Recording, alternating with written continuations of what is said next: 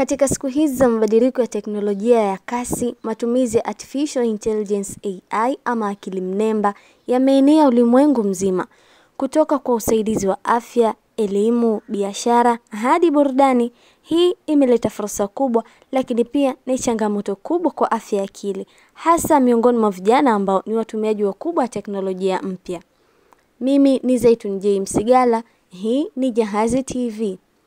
Artificial Intelligence AI au akili mnemba ni teknolojia inayowezesha mashine, simu au kompyuta kufikiri na kufanya maamuzi kama binadamu.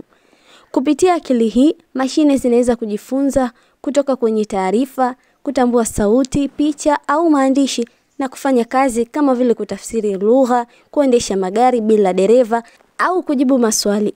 Kwa ufupi, ni aina ya ubongo wa bandia unaotengenezwa kusaidia binadamu kufanya kazi kwa urahisi na kwa ufanisi zaidi. Kwa upande mmoja, AI ama akili mnemba inaweza kuleta manufaa, kwa mfano mazungumzo ya papo kwa papo ya ushauri au program za kuunga mkono afya ya akili kwa kutumia AI. Hata hivyo, watafiti wamebaini hatari kama kukua kwa utegemezi, kupungua kwa mwingiliano wa kibinafsi au ukosefu wa udhibiti wa maudhui ambayo vijana wanakutana nayo. Kulingana na ripoti ya shirika la afya duniani WHO, kijana mmoja kati ya 7 katika umri wa ujana ana tatizo la afya ya akili.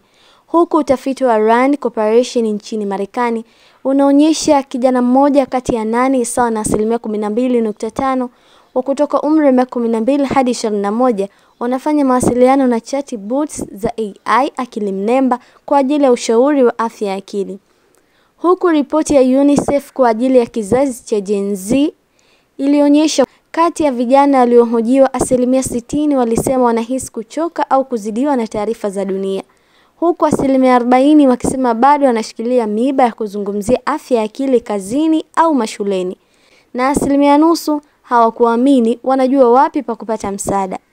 Jibu la kimataifa na mikakati ya kuunga mkono, serikali, taasisi za afya na wadau wa teknolojia duniani wameanza kuchukua hatua, kuweka miongozo ya matumizi salama ya akili mnemba AI, kuhamasisha matumizi ya AI kwa ajili ya afya ya akili, mfano kujenga program za kuunga mkono. Huku pia wakitoa arifa juu ya hatari, kwa mfano shirika la APA limechapisha mwongozo juu ya AI na ustawi wa vijana.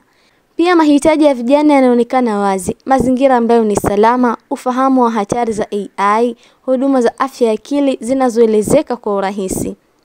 Changamoto na nafasi ya hatua zetu hapa Afrika na Tanzania. Japokuwa nchi nyingi zinashiriki mjadala huu wa kimataifa, changamoto kubwa bado ipo, hasa katika nchi zenye rasilimali ndogo. Ukosefu wa wataalamu wa afya ya akili, ukosefu wa data ya matumizi ya akili mnemba AI miongoni mwa vijana, na pia uzoefu mdogo wa udhibiti wa AI kwa Tanzania na bara la Afrika. Hii ni fursa ya kipekee.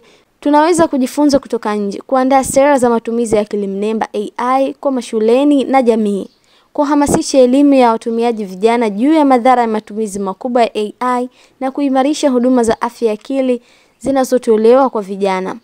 Kwa kukadiria kuwa vijana wengi duniani wanatumia akili mnemba AI kwa ushauri, mazungumzo au burudani, ni muhimu kwamba mataifa yaungane kushiriki uzoefu, sera na teknolojia ili kuhakikisha kuwa mashine ya akili inakuwa, si kupunguza ustawi wa akili ya kijana. Ni wakati wetu kuandika mustakabali ambapo akili mnemba au AI si adui wa akili, bali ni msaidizi mwaminifu.